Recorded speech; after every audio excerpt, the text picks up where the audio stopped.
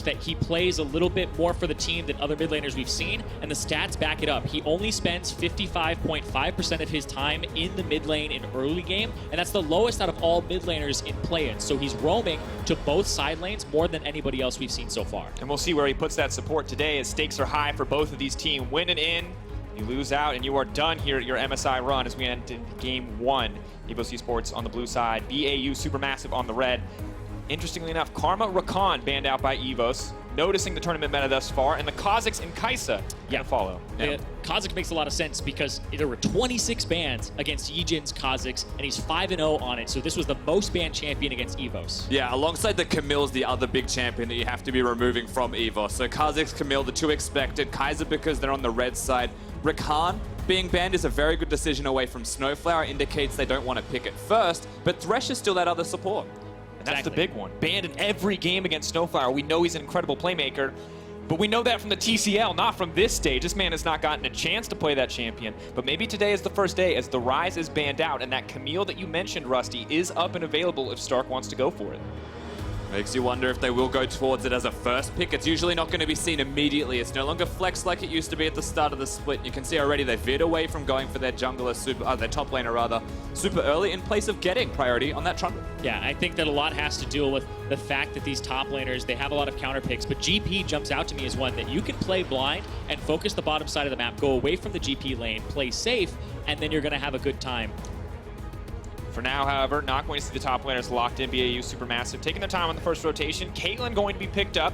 Morgana, another support we've seen contested in the pick ban phase that is still available, but EVOS locking in the Trundle does answer a lot of the questions that we had coming into this matchup, gentlemen, because in their finals, it was something that we saw pretty much ignored by them in the pick ban phase. Yeah, I thought Morgana was actually a really good champion to pick up, but they were playing on 8-5. A lot of teams hadn't really figured out the Kate Morgana, and there we go, the GP, 3 times. This will be the 4th time for fabFabulous in the top lane. And I think to bring it back to that Morgana as well, this will be one of the new times that you'll see Morgana once again, denied perhaps away from the Caitlyn Morgana composition. But when you talk towards the Gangplank, you know that you can't give this over to fabFab. That's the name of the game here for the most part. Gentlemen, we could not have asked for a better topside matchup. Stark, a legendary Camille player, and we've already seen what fabFabulous can do in this tournament on the Gangplank.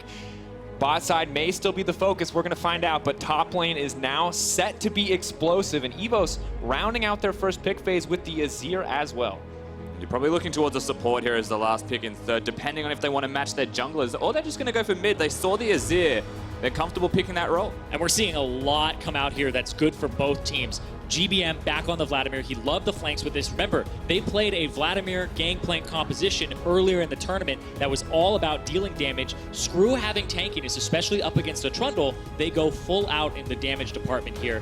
And we are talking about the damage department for the BCS now, the Camille. 8-1 for Stark, and it's the 2nd most banned champion against them with 16 bans behind the Kazakhs. Yeah, so when you look at the lanes that they pick for themselves now, I would say that most of them have got priority champions for their own respective team. They're both picking for their own respective styles as well, and only now in the 2nd ban phase are denial bans starting to come across as a reactionary pick to what a composition starts to become. And I think Morgana and Shen first examples of that. Shen absolutely taking away something you don't want to give her to RonOP. We've seen him be very good individually and helps to contribute to the top side play style. The Thresh from SnowFlower finally getting banned away, and additionally the Morgana that we mentioned earlier when the Caitlyn locked in, not going to get a chance to go into that 2nd pick phase. Man, I'm just looking down these players' play rates, and right now EVOS are definitely feeling good.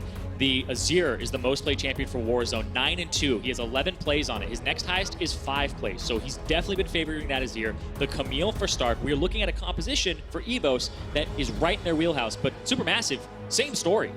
And this is interesting, the Tahm Kench now locked in here. Everyone was saying with the nerfs, it's not going to be as powerful, priority would fall down. Braum remained pretty high priority in the tournament, but Tahm Kench, not a pick we've seen as much on 8-8. And I thought it would be a Braum instead, but and even here, I would think it would be a Braum with the Ezreal. And what's interesting here is that Taric has been locked in by EVOS. It's a champion that they do play in the support role. It's great into Vladimir and Gangplank with consistent damage output where you can continue to 5v5. But the Tahm Kench locked in here, to me, they know it's going to be a Taric. They know it's going to be like that pick, and the Braum doesn't actually do well into the Taric. I'm going to have to cut you off because that is a Kindred being locked in. Let's go. The first one on 8-8. Yes, Zirene, let's go.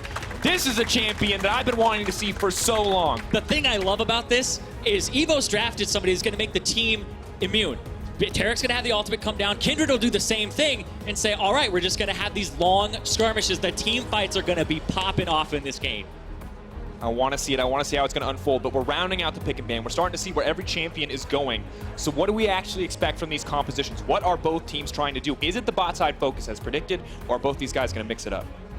I think that the VCS will focus the top side of the map with the Camille, but I think that SuperMassive are going to focus the bottom side of the map here pretty heavily. Yeah, what's curious though with the whole composition that's finished now by SuperMassive is there's really no crowd control to be seen. They've got a lot of damage, they've got a lot of consistent damage, burst damage, you name it, they have it. They can survive for a long time.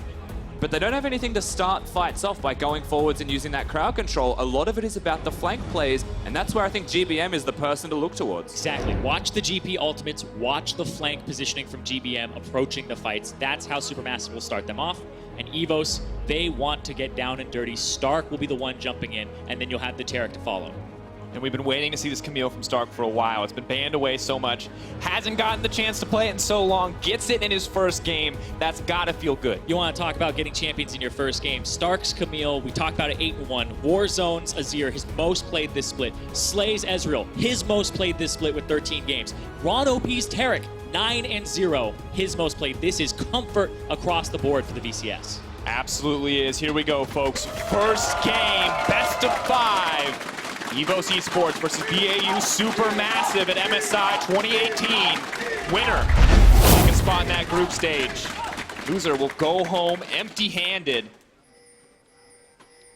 And gentlemen, as we get in, there's a lot to track with the junglers. And Kindred, Zirene, you are our resident jungle expert here on this desk. I gotta ask, what do we actually expect from this champion in the early game? I expect him to go for a lot of those marks in the jungle. You take Celerity Water Walking so you can contest them, and especially up against the Trundle, I actually think it's a really good matchup for the Kindred where you can keep him at arm's distance. If he puts the pillar down, you're able to hop over it once he approaches, and it basically hinders him from closing the distance instead of you. Yeah, a lot of good kiting, and then of course having the utility at level 6 for the composition, something that is very good for the Kindred. But the pre-6, if you ever fall behind even from that, if a gank's successful, let's say Warzone or Stark is unlocked to actually roam freely into the jungle and they find you, you tend to just stay behind. So it's really important that they start strong early. And I think also when we look at it, you're going up against YiJin here. This is in general a jungler you probably don't want to fall behind against. He will take everything from you, so pretty risky already off the bat in terms of pick ban. However, interestingly from the Trundle, not an itemization choice we're used to seeing, but does go with the Reju feed to start it off. He goes Reju feed, no leash on top side, as they're trying to just harass on the bottom side of the jungle here and get some Klepto stacks for Slay. He already got a little bit of gold earlier from a Q, but yeah, I feel like what this means for YiJin is he's going to go Tiamat. Yep. Something that a lot of Trundles don't really do. I think it's pretty popular in the LPL. Yes. So when you're against the farming jungler, someone that wants to get to 6 and tends to, they might not invade you, they might not harass you. Kindred usually quite low in her early clear. You go for the Reju bead, you rush Tiamat, and then you can take Raptor camps. You have more priority on different camps, and the most important thing against Kindred is to try and deny her marks. And so you get to the scuttle faster perhaps in the early game, and then you start to hard farm for the rest of it. And getting the scuttles is a bit of extra gold, so may speed up that timing. And speaking of scuttles, YiJin did full topside clear into the scuttle crab here. That's actually really good because normally if you do a 2 clear into the other side, you put yourself in a position where you can't pivot to whichever level. Look at that. Stun Slay going inside on me already. First blood! That is the explosiveness we expected from the VCS team, but not this quickly in the game. They hit the double stun there, and they hit level 2 first. So yeah, they all in, and Slay, he doesn't get the kill, but he's the one who puts a lot of the effort in here. RonOP, this right there. Yeah. Whoa. You want to have the Tahm Kench not be with them, and even level 2 there.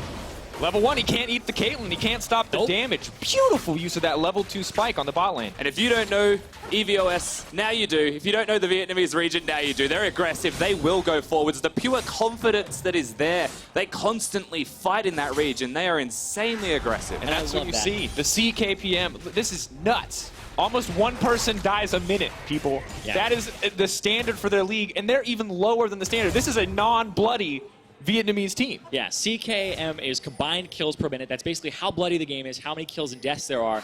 Vietnam, as a region, just has a lot. We saw there, it was 0.82 for the average of the region. EVOS, even though they're one of the highest in the entire tournament in CKPM in their region, they're second to last. The region is really bloody. Oh, well, it looks like SuperMassive may try to try back. The trap is there. They're coming through, looking for the third stack on the Kindred. Another kill return. Double TPs now coming in. Triple TPs, but it's going to be canceled. fabFabulous is there. Start. One stack is going to get knocked back by the pillar. Nice play by YiJin to save, but is it going to be enough? Auto attacks come through. SuperMassive definitely coming out on top in the play. Yeah, really good pick onto RonOP. They're knowing he had no flash from the early aggression. They continue under the turret here as well. They're trying to keep this bottom lane down as the minion wave starts to crash. May even be able to deny a cannon here with the pressure. That's a really good counter engage from SuperMassive, acknowledging what happened before. And this is the bot side focus we were talking about earlier. Once again, earlier than we may have expected, but everybody willing to burn those TPs just to show up for the fight. And this makes it so that once you get those summoner spells, the GP ultimate's even more effective. They didn't get much, though, out of EVOS. They were expecting to get a little bit more there from SuperMassive side, to get some flashes maybe from Slay or even from YiJin, so that it would be something that's more effective the next time. And this is the kind of all-in play style we're just going to continue to see from the VCS. And the question was, of course, you know, if they go fast enough, is SuperMassive actually going to be able to come up or keep up in this matchup? And they are able to match on that bottom lane play for now, but I think they're going to have to keep this tempo going if they want to stay going toe-to-toe with EVS. And you want to talk about tempo, so look at the EVS jungler, YiJin. He's just been hanging out, getting the Tiamat first item before anything else. He just rushes the Tiamat after he got a longsword. So no jungle item just yet. He's focusing on clearing, potentially counter jungling, and that increases Trundle's clear speed, so he's going to be in a good position to be aggressive. And of course, knowing EVOS and how they like to play, that's not going to be the safest decision. They've got the Azir for the mid lane as well, who doesn't have absolute control in mid, tends to ramp up in strength. So whilst they're clearing the jungle now and may look for invades, I will say that he does anyway, but he doesn't always have priority from his laners. Yeah, but I think he can play at the top side here. He can play off of Stark, who's a very aggressive top laner. Yeah, we call this guy, I think, the risk taker is the most appropriate name for Stark, because this man, he goes in, just like that, but generally over and over again. Either you win the fight and he dies, or he kills you. You do not get to play standard League of Legends against him. Yeah, some people say risk taker. I say space maker. He's going to have that forward percentage. He pushes you in. That's second highest in all of VCS, by the way. That's not even just his role. His forward percentage is absurd. His solo kills are number one. His isolated deaths, he does get killed and caught out a few times, so the punish does happen. But hey, when you make space, look at that. Looking to isolate people, uses the pillar to bounce off. Nice team play there. Means fabFab goes down. Well played. That's just super clean, honestly, out of those two as a duo, utilizing the pillar as well to go forwards. That's a combo you don't often see. Of course, it's firstly that it catch you out of position, but Stark holds the hook shot in the first place. He knows that Trundle's going to be there. They use the combo, they get the kills. No oranges are going to make anything K about that situation. And you see fabFabulous was up in CS there. Stark was falling a bit behind, but he was still aggressive. He was still kind of taking it to him in the matchup to chunk him out. And fabFabulous said he knew that this was coming. When I asked him on the desk about his opponent, he said, I know they play through topside. I'm just not going to die. They make a liar out of him in the first 6 minutes here, and because they're so aggressive. And that's the thing. We've seen how good they can play around the top side, and they're going to open up this top side 7 minutes in. fabFab's going to do what he can to stop it, but the gold split between the two guys, and this is who you want to get ahead on this EVOS team, jungler and top lane. You can see Stomaged now moving to the other side of the map, perhaps to try and get a trade, but you can't really dive your opponents. You have to pressure them out with damage first. However, when you look towards Slay and RonOP, there is a lot of missing health there. They do have to respect this quite a lot. It's just that the rest of EVOS now, they've been unlocked. The turret's already gone, now they're missing. Do they come down and help? SuperMassive for now are going to fire back. They got that Ocean earlier, so small objectives going in their favor, but the gold lead definitely still in favor of EVS here in the early game. Now as we continue, I want to check in on the rest of the lanes. GBM, this is a guy we expected to kind of put pressure all around the map. He talked about it already when he walked around the Vladimir, but it does feel like he has been pretty locked into that mid lane so far. And it's been a weird kind of selection here. He has the Ignite. I expect him to go for Shurelya's and potentially the Proto Belt on top of it. So he doesn't have Summoner Spellbook either, which is very common for Vladimirs to get TP or Ghost, but he's just being very aggressive and kind of playing for the lane phase here, but it hasn't amounted to much just yet. Taking the Airy and the Ignite, he hasn't been able to get anything done against Warzone, who's actually up in CS. And, you know, we kind of expect GBM to be this big playmaker for the team. We've heard from every player how big of an influence the two Korean imports on how this team likes to play the game, and SnowFlower and GBM. both haven't really been freed up. Both haven't really been that active on the map quite yet, although this swap to topside may change that. Yeah, this is what you expect, of course. A Caitlyn getting ahead, the siege style of play that they used through the early to mid game. You broke the turret, and what's good from EVOS is they traded and they got the first turret, but you know full well that Caitlyn's about to swap to the opposite side of the map, and they're pretty late to react here, EVOS. They're very late to react, and also SuperMassive are going to have advantage in map position. They already got the Drake on the bottom side, so there's nothing to take, and then soon the Rift Herald will spawn, and if you have control of the top side of SuperMassive, you're going to be able to take more objectives on top of it. So the fact they got the bot lane and they swapped it is favoring them pretty heavily right now. Now bowling out the Trundle, RonOP there to heal up a little bit, but of course Ezreal's still pretty far out. Slay not going to make it to that tower too quickly. Most likely will be able to hold it, but SuperMassive doing a good job. And meanwhile on the bottom lane, fabFabulous still enough wave clear to stop this Camille from doing much. And now GBM has the Shurelya's completed. I want to see how aggressive he gets in this lane because Warzone has no defensive summoner. He has the TP, so the Ignite could actually pay off here for GBM in the future. Yeah, he's not that defensive of a champion either, is the Azir. You have to use your E to disengage, get the shield, and run away straight away. And if you're using that, especially without blue buff, you tend to run out of mana pretty quickly through that lane. TP behind. Zeitnot still going forward though. There's double. TP's going. Zeitnot I don't think was ready for this one. SnowFlower is going to push back in. Beautiful spit out there coming in from SnowFlower.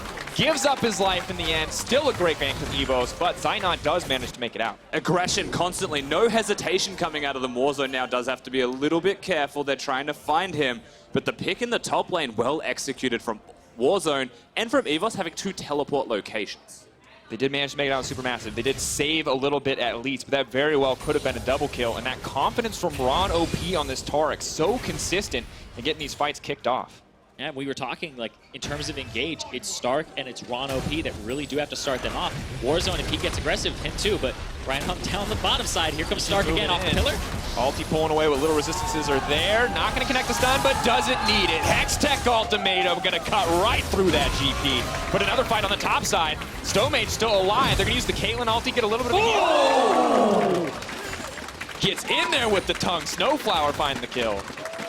Man, it's a bloody game already. It started off with EVOS being very aggressive, but their SuperMassive do get one back onto Slay. And remember, they have to push that top lane wave, and so they'll have turret pressure in the near future here. But both teams are playing to what we talked about, their strength on the opposite side. And a lot of the game plan, you're right, is trading on the opposite side of the map. So both people are strong in that respective lane, and SuperMassive aren't diffusing the aggression, they're matching it. They're fighting fire with fire. We're going to hit a point in the mid game where it's a Camille against a Caitlyn. And it's just about who can do the most work between those 2 carries. And then you look at the rest of the team fighting, however, and this could be a very scary 5v5. Well, I think it's good you bring up the Camille because one of the rock-solid members of the SuperMassive lineup is Zeitnot, and we saw this guy be clutch across the entire group stage leading up to this, and just generally has been looking good. Caught out once, but those forward percentage, that CS, that kill plus assist, this guy has been clutch. Yeah, the CSD is actually ridiculous. At 15 minutes, almost up 18.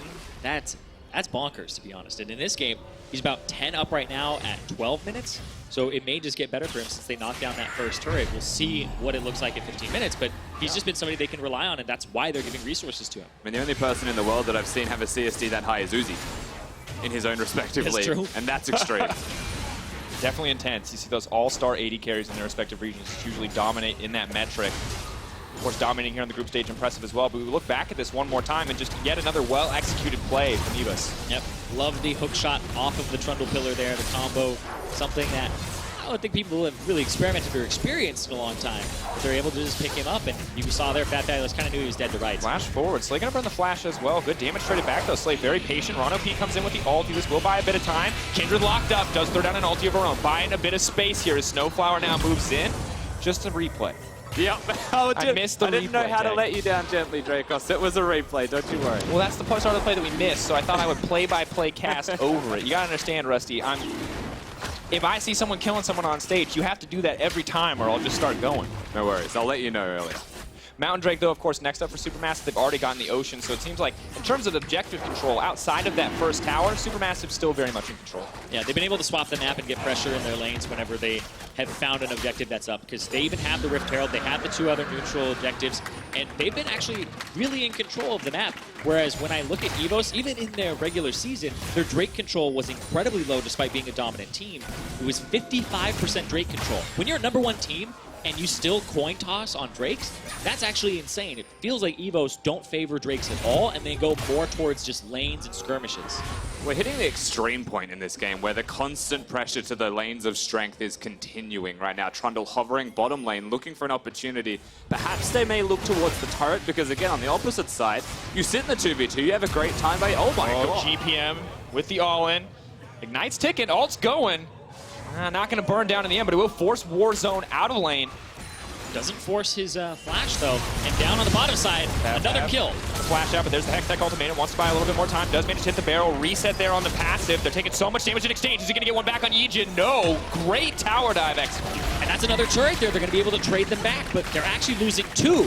Yeah, this is where SuperMassive come up clutch. They go to mid lane as well. They were already winning the 2v2. You have the Herald, you push out mid lane, get Warzone out of that lane. You know this is going to happen bottom. In fact, they're still pushing bot lane, but who's going to hold mid? Tahm Kench ulti there and immediately canceled, but it does force out the Taric ulti from RonOP. Not 100% sure who is on the way. Caitlyn going to settle for the blue buff, but EVS just getting yet another tower here on the bottom side, extending the play. That relentless aggression through the top side of the map right now. Stark, 2, 0, and 2. 4 out of 5 kills have happened near him, and they're basically just picking on fabFabulous, who they had talked about on the desk, had a very good group stage, or I guess play-in stage so far. And that comfort pick was Gangplank for him. This was the pick that he looked so good on. So in terms of a confidence play for game 1, to get your own comfort pick, hold that thought. Kindred starts to chase down here a little bit. Tactical sweep for the slow does mean Stark will make it out. But the confident pick, the Camille versus the GP. If fabFabulous isn't winning here, he's got to start wondering, what matchup do I win up against this guy? I don't think there is a matchup. I think it's the jungler just being there constantly. It's going to be very frustrating. There's a chance that in future your Gangplank becomes a Shen. Are you saying top is jungle difference? Tahm Kench. Bot lane, there's the Vladimir in the middle of everything. Is going to duck out. Ezreal inside SnowFlower, but just gets cut down in the end. EVS not ready for that play on top side. Great use of the Tahm Kench ulti from SnowFlower. That's what you have to watch out for. There's multiple globals here on the side of SuperMassive. Sure, there's 2 TPs on the side of EVOS, but you have the GP ultimate, you have the Tahm Kench ultimate. There's a lot of rotations that can come through here for SuperMassive very quickly, and we know them as a macro mid-game team. Yeah, now as we check in the mid-game, we can see the gold just about dead even. 600 gold, not the biggest difference. Double Drakes, definitely in favor of SuperMassive. Ooh, and I just love this purchase that came out here. The Spellbinder for GBM. So I thought it was going to be a proto belt, but he goes for more AP, a lot of movement speed on this, and once he stacks it up, it just gives him even more of both of those stats for a short burst when he engages. And I feel like that's because he has the area as well, right? Doesn't have the spellbooks, not going to switch to the Ghost. We get to watch what happens in the top lane, which is basically just an annihilation of Slay's health bar extremely quick here. I could cast this one, but there's not really a whole lot to say on this replay. They're smacked around a little bit. Yeah, got the stacks and then he was good to go, but still, the itemization here I'm seeing from both GBM and we're seeing it from Stomaged.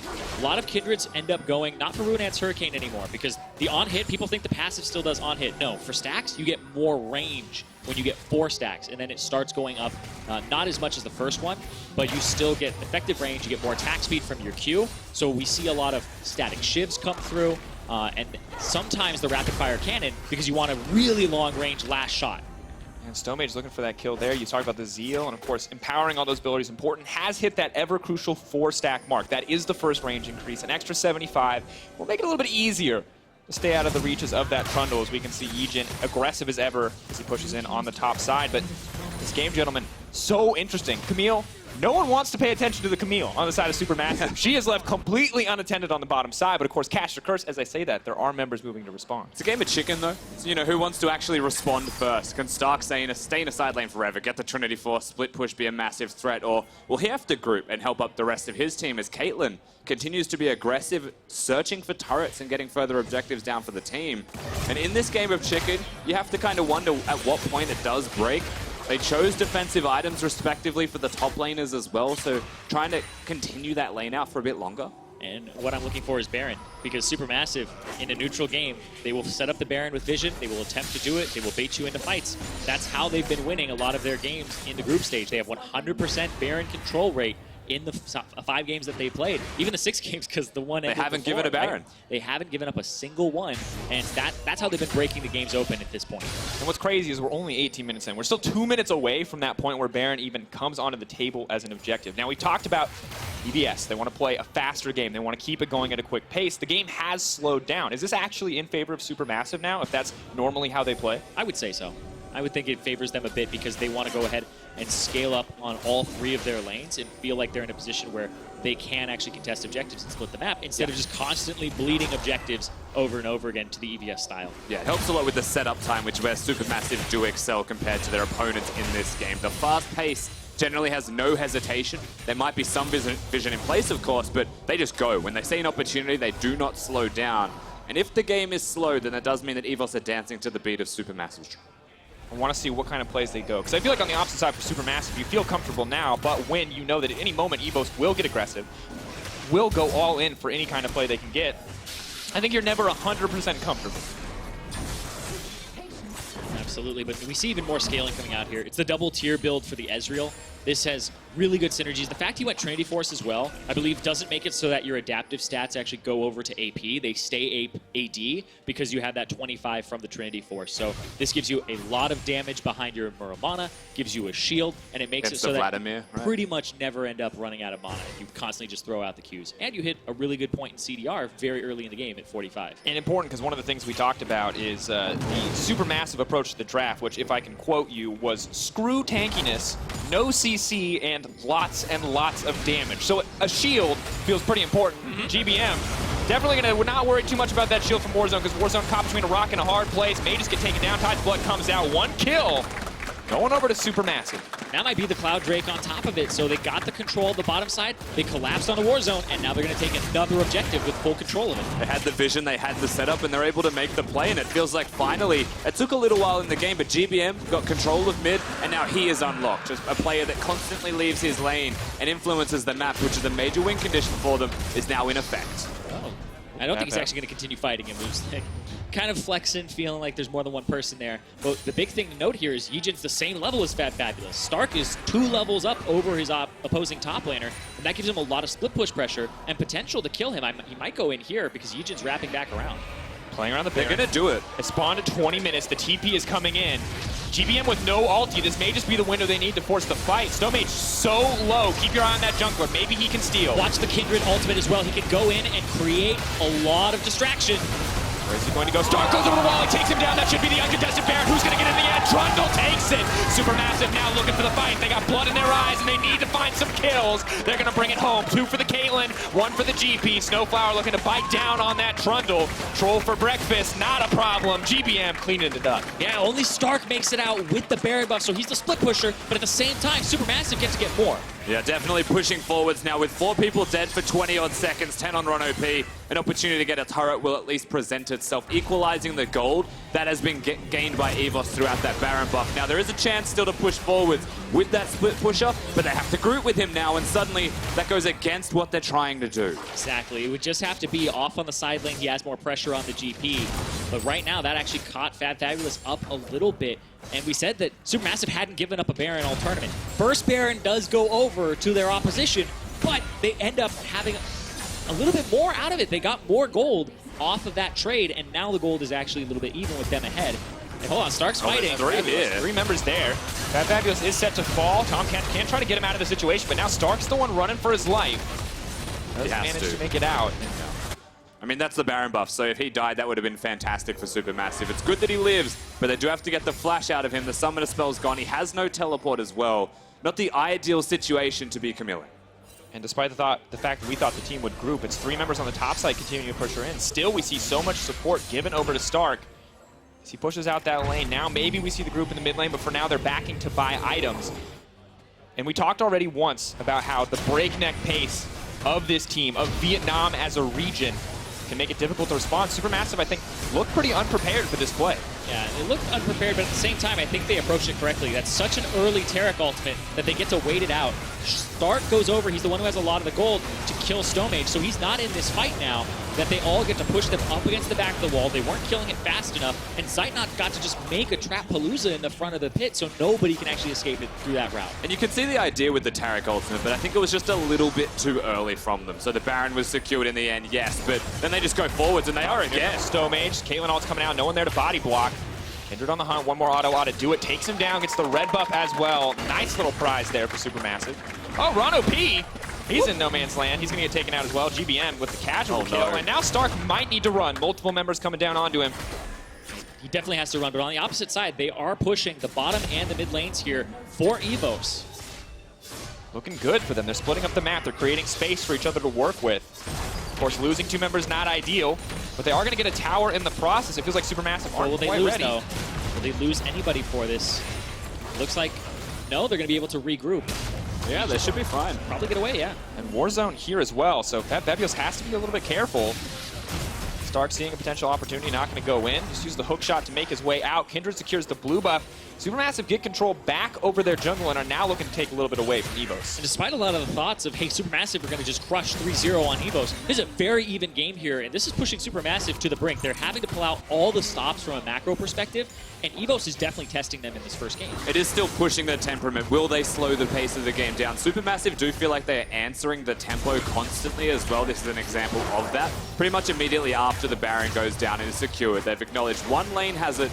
He's going to be the focal point. Let's get to him before they do, before they can group and set up vision. And even during this play, it doesn't look like EVOS are going to set anything up. They're not going to slow down. They're just going to do it. So you can make those plays. And I think Tahm Kench is a brilliant pick right now. Yeah, it definitely helps them with a second global on the opposite side of the map to kind of answer plays. And something I want to talk about here is it was the Phantom Dancer that came out for Stomaged. And hold on, they're actually diving top lane. There goes the Starix proc a little bit early. He's trying to stay in the GP. All does get pushed out, but can't go anywhere else. That's a kill, but meanwhile in the mid lane, Stomaged doing so much damage out on RonOP. Can they kill him? Yes, they can. Taric ult not going to connect. SnowFlower zoning off Slay. Inhibitor tower in their sight. The minion has died, though. This one's going to take a long time to chunk through. GBM with the aggressive play. Forces a little bit of movement out there from Slay, but does not connect. Top tier 2 going down. In the meantime, this is a good trade for SuperMassive. They can close it. Exactly, but on the top side of the map, they're going to try to chase here in mid and make sure that Stark can keep pushing and then potentially wrap around afterwards. Oh, YiJin. It's a little bit hard, though, because Zeitnot just chunked Warzone out. YiJin trying to find the flank, but not quite so easy when the mid laner's at 50%. They're trying to stall so that Stark can split push and potentially answer the trade in an equal fashion. Yeah, stop the recalls. He may be able to get the inhibit. Very unlikely, however, that he would get that because they can walk the entire distance. However, a lot of turrets go down. It's an open lane. SuperMassive trying to collapse. Yeah, if they try to collapse on him here, it creates space for the bottom and the mid. We'll see if EVOS end up pushing that in, but Stark will potentially get away here, but there's Cloud Drakes.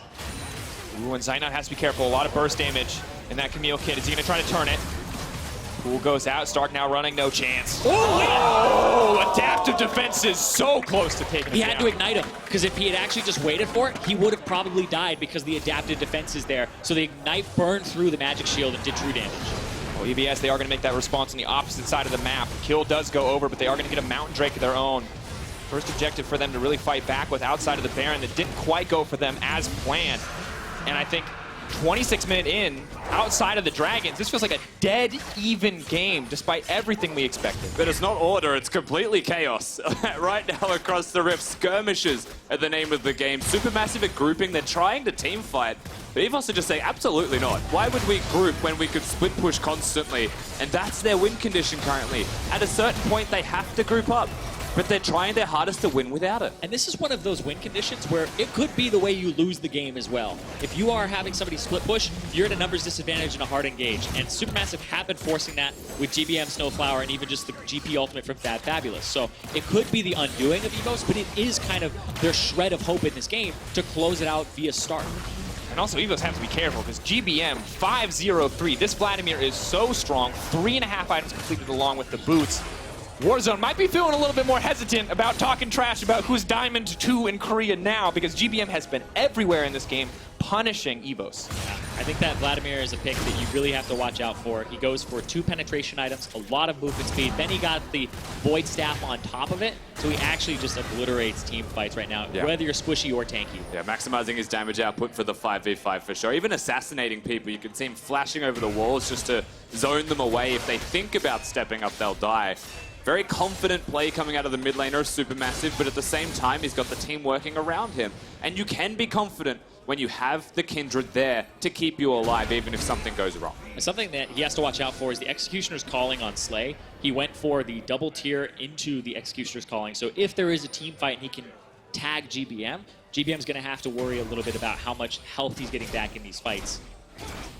And this goal graph, gentlemen, tells a very peculiar story about this game. Already you can see, hey, 20 minutes, that Baron comes through. A little bit of a back and forth. That big spike is the Baron. SuperMassive going to look for a big spike of their own. But it's basically been within 1.5k the entire game, back and forth. So once again, the Baron on the table. It's what you have to watch out for. You also have to watch out for the split push, though. Gangplank is on the bottom side. Stark, though, has to be careful. fabFabulous still does a lot of damage here. Starting to see the matchup shift in the favor of fabFabulous despite all of the aggression in favor of Stark early game. Yeah, it looks like he went underneath the turret and took a decent amount of damage there, and that definitely, you know, puts a damper on the Camille. But I want to see what Stark does now. He has the Ravenous Hydra. That means you can full clear the enemy jungle and actually heal up from it. So if he goes for waves, if he goes for the enemy blue buff, he's just denying some resources. They're picking out on bottom side. They want to get the TP. A little bit of vision here, though. They do know that this is going down. True Shot Barrage is going to confirm any suspicions.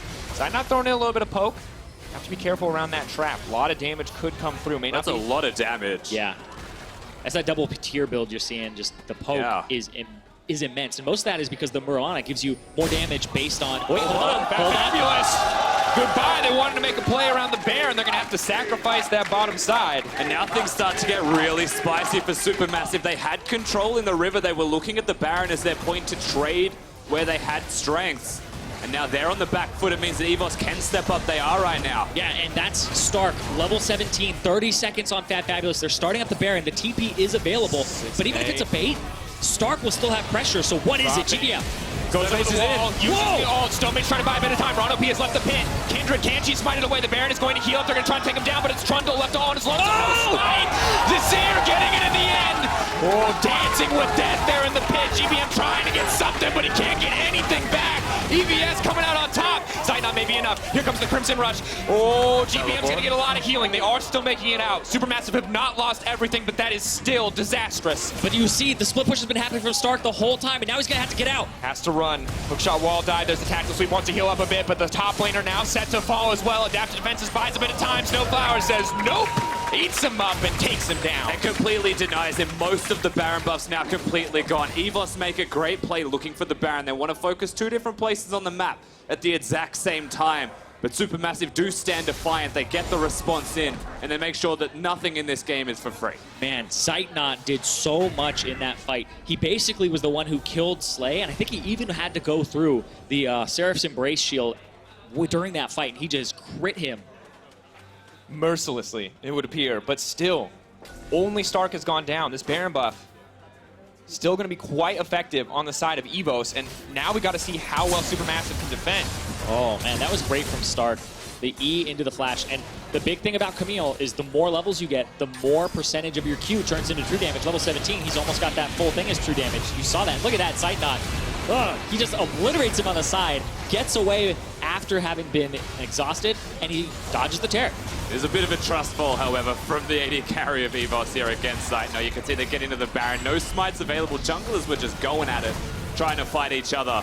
In the end, GBM does get focused quite heavily, but they have to run away because the teleport also even coming and getting cancelled is a big part of why they die in the top. I believe courtesy of SnowFlower there in the base.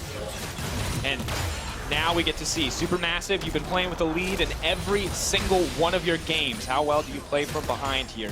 EVOS with 2K. That's not the important bit. It is the Baron empowering them as they push down these lanes. Can they keep the tempo up? SuperMassive, can they respond as we get further in the game? Yeah. Remember, the Baron #1 was only onto Stark. This time around, 3 people have it. They're team play members as well. So while Stark doesn't have it in the side lane, the group, trio in this case, actually does. And they're 1-3-1ing with their double teleport. And this is kind of something they had set up for from the start. And GBM, he's going to have to answer Warzone here. Has he seen him? He has now. Trying to go in, actually wants to fight. Warzone does a lot of damage. GBM trying to buy a bit of time. There comes Caitlyn going in. Beautiful team play to bring it in. Warzone saw a 1v1, but now there's one on the top as well. Stomaged still healing up. Stark gonna get taken down. Members being picked off left and right. These are both the split pushers. You have to be able to cover them with vision and collapse at the right times, and that's exactly what SuperMassive are doing. GBM was able to get behind and then caught Warzone off guard. But are they collapsing at the right time, or are EVOS pushing at the wrong time? That's the age-old question that we'll have to explore here. Stark, he knows that his other members are fighting on the bottom side, doesn't really notice that Stomaged is here and sees an opportunity, perhaps on the fly, to take the kill, but he was already out of position. His team's in mid lane. His mid lane is dead in bottom. Yeah, what you doing? I think he's just trying to create space. Hey, he definitely made some space. Sadly, it was just for Warzone to fall as well on the bottom side. Team not able to get anything back, may not even be able to hold on to this inhibitor. Zeitnot playing without any kind of fear, despite the struggles they found so far, but Slay reminding him why he might want to be a little bit cautious. And SnowFlower could be in trouble. Do they actually turn to take this fight, or is he just going to be the sacrificial catfish? Where's that TP? Oh, TP from fabFabulous. Warzone coming into the mid lane. Oh, another. Another one. Fabulous. This is not what you want to deal with. The movement speed is there. Warzone trying to throw down a bit of damage. The rest of the team just retreating. They're willing to sacrifice fabFabulous as well. Here comes the E from Stark. Taric, this is not what you can afford to miss. There you go. Magical Sweep takes him down in the end. EVOS getting a kill back. And now's an opportunity for them to have not just one kill, but two, and they're already next to the base of SuperMassive. Top lane is exposed, so they could just walk up there if they would like, but why not threaten the mid lane and hit get all three if you like? Yeah, I think they might get all three here. Pushing up, you can see they just obliterate that turret. They have one Mountain Drake to their name. They might just try to end the game here. Two members down. EVOS looking for the first win. Good momentum. Beautiful start. Goodbye, Zeitnot. Stark getting home. Stomaged running for his life. GBM in the middle of everything, but it's not going to be enough. The shutdown coming through. EVOS, one tower remaining. Minions are there to back them up. SnowFlower, not enough to take it home. Ladies and gentlemen, game one going in the favor of EVOS. That's how they want to start it. Exactly how we thought it would play out with the way that the lanes were going. Stark, the star of that game, and then Zeitnot and GBM, the ones trying to carry their team. But oh man, looking at fabFabulous' scoreline, 1-6-5. He was bullied by EVOS, and that's something that, as we go forward in this series, they have to think about. This man was the king of Gangplank in the group stage. Now he might have to take a step back, be the king of tank duty as it goes through, because Stark absolutely crushing on the top side, and clearly something has to change for SuperMassive, because you cannot give that champion to Stark. They managed to make their composition work when they didn't have a lot of crowd control, SuperMassive, for a significant part of that game, but it was the objective control, getting around the Baron, looking for these major focal points where they started to get pulled apart. And I do think that is something that the composition can actually be mended by if they get something else. Now, I'm not going to say that it's just tank duty for the top laner, because he's now trying to clear waves as well against the relentless split pushing of his opponents. But they could have something else, perhaps even instead of the Tahm Kench. I do think Braum is now another pick that has to crop back up one more time. And while SuperMassives were the favorites coming into this series, the predictions outside of Shocks have now been shattered after that Game 1 win for EVOS. And a lot of people are wondering, are we going to see the run back from last MSI? Is this going to be the 3-1 from the Vietnam representatives, EVOS this time, instead of the Gigabyte Marines? When you see fabFabulous there, that's something that has to be on his mind right now. Is this a repeat of last year's? The grudge match going to be resulting in the VCS in Vietnam coming out where nobody expected them to be the ones that came out on top. This region that was emerging for such a short time came up and just became the cream of the crop right on the cusp. And I feel like we never learned, because we saw the same thing last year when Gigabyte Marines came in and they proved everybody wrong. I feel like we always, analysts, everybody looks at Vietnam, you look at their regional play, and people always underestimate these guys on the international stage, but today they are showing up. Now, for a closer breakdown of Game 1, let's hand it over to the State Farm Analyst Desk. Thank you very much, Drakos. It's going to be an absolute whitewash for the side of SuperMassive. They're going to beat them 3-0, and it's going to not take longer than an hour and a half. There is no chance in hell that EVOS beats SuperMassive. What do you have to say for yourselves? What do you got to say for yourself, Raz? I have a pretty poor record. You have, what's I your have excuse? a trash record. Okay. I am not a good prediction person, but All jokes aside, EVOS showing up, showing everyone wrong indeed, and that is exactly it. it, you don't know what they're going to bring, and they brought the fire. Yeah, exactly right. Well, I think we did know how they were going to play. I just don't think we expected the cleanness of execution and the disrespect that came out of the draft of SuperMassive. Well, that's the question. Was it clean or wasn't it? Because I would say the early game when they built the advantage was certainly clean. I mean, they were able to pick up a 2v2 kill. They camped out top lane. Like, all of those things were nice in the gameplay. And you talked about picks and bans. You say disrespect from the side of SuperMassive. What exactly? They got their most played champion in every role, EVOS, which, I haven't coached in a very long time, Raz. You have done it more recently than I when you relegated Dignitas. Wait a second. But I think that is a bad plan to go into a draft with. I would say the one that I would probably take out would be the Camille. But but regardless of that, I think both teams got drafts that worked out well for them. The Kindred is the only one most people would be wondering about, but that's a good matchup into the Trundle. And or at least the Tahm Kench covers for it, so that at least there's some protection in team fights. So that one is fine. What I did not like, and I challenge you in terms of cleanliness. Yeah. That, like, the moment the towers came down, right? And I'm just already surpassing the 2v2s and We are going to watch that though in a bit. So it'll happen. But the only thing I'm worrying about is the fact that EVOS, when they are pushing bottom lane, an extra wave, Camille's going to lose a wave because they decided to swap late. Yep. And then Stomaged does not go to protect the dual lane when they're going top side, so then they just get outright ganked in the lane, and the 2v2 dies because they're just not protected in long lanes. Both of these teams in swapped matchups were playing incredibly scrappily. So I love that you're so passionate about that. You're like, I just have to say this right now. Let's take a look at the lead up because a lot happened. No, absolutely appreciate that point. But let's take a look at the lead up because, as you said, there was a lot going on in bottom lane as well. Very early on, EVOS decide to make the action happen. Yeah, absolutely. And we've seen, if you've watched any VCS, you've seen this exact 2v2 run so many times from RonOP as well as Slay. They like to be aggressive, but SnowFlower in this game for me, if somehow SuperMassive were going to win, would have been my MVP because his Tahm Kench play was incredibly clean. Yeah, netting a lot of kills for himself just because he was the person who was setting up a lot of plays that SuperMassive were coming back as a response to EVOS' initial fights. So in that, they decide to target bottom lane, and we were talking so much about the top lane, which will become very interesting later on. We're talking so much about the mid lane, but SuperMassive, even in the group stage, they are insane bottom lane. They have an insane forward percentage. They play super aggro, so I think it was actually a smart adaptation also from EVOS to try and target that early. Yeah, what I was surprised about, because remember my prediction was caveated, or at least what I said was that the style that SuperMassive have of being able to not be taken in by these skirmishes and fights. We've seen them go up against their group where they went up against direwolves, a lot of that scrappiness, they could just push back. Yep. They didn't have to go for it. And so this time around, all of my expectations shattered because a lot of the skirmish they found themselves in time and time again. But wasn't all over. We had bottom lane action, it kind of stabilized, and it went to a point where EVOS thought that they could do a Baron quite early on. We're going to take a look at that, brought to you by Acer, because that call was just a bit off the charts. Now, I know Kindred is low, so you think you can go for it, but it's not played out correctly at all. Yeah, absolutely. I mean, we see the ward over the back of the pit. They thought there wasn't one there because of the control ward bottom of red side. They should have known there could have been. Stark goes over, assassinates the jungle. If Kindred gets in that pit and lays down an ultimate, Baron does not die, and SuperMassive wipes the team fight. So even though the team fight looks bad, they go 4 members down for 1 and Baron. It still could have potentially been worth, but that is a very VCS kind of play. Like so 20 minutes, rush Baron. Oh, sorry, I'm very excited, so I keep stepping on you. Raz, the call, did you agree with the call in essence, or even not that? I disagreed with the call just because they didn't have the members to tank it properly, and if they were going to be put into that pit going up against GP, Vladimir, even if they get the Baron, the issue is that they would still be wiped, even if Camille was still in the pit. So I felt like I didn't know what they wanted. If you just have Camille leaving out that fight alone with Baron, you have to have a lot of faith that you can utilize that 1 Baron buff to be able to net yourself an advantage after losing 4 kills.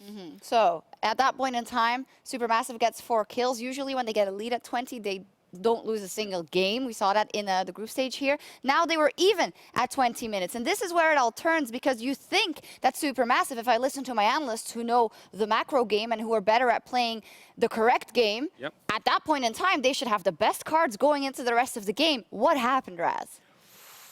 Camille happened, Ravenous Hydra Camille stuck to the side lane. Now remember that play when they were going inhib trade bottom lane for inhib trade top, because I thought that was a really good play from EVOS, being able to hold the enemy team so they can get the top lane tower. And it just became that Camille was suddenly the tower hunter, the objective hunter. It was just going to be all on Camille to be able to find those lanes and find GP specifically, because that was fabFabulous getting caught out. And this was the matchup we were looking at, that top lane rematch, Stark versus fabFabulous. A lot of hope for fabFabulous to do good, but that Camille rinsed them. Yeah, absolutely. I mean, what had happened earlier is Stark had forced him off the turret, and fabFabulous had to burn ultimate. That means that they can go for the second Baron play of the game.